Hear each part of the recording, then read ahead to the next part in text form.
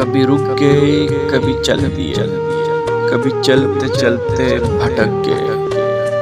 یوں ہی عمر ساری گزار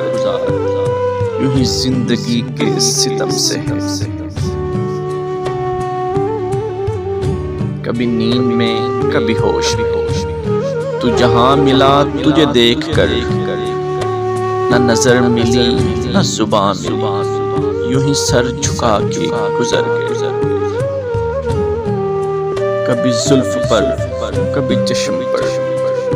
کبھی تیرے حسن وجود پر، جو پسند تھے میری کتاب میں وہ شعر سارے بکھر گئے۔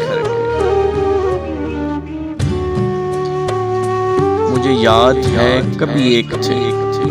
مگر آج ہم ہیں جدا جدا، وہ جدا ہوئے تو سنور گئے،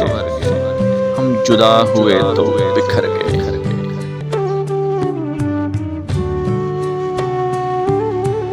کبھی عرش پر کبھی فرش پر، کبھی ان کے در کبھی در بدر، غم عاشقی تیرا شکریہ، میں کہاں کہاں سے گزر گیا۔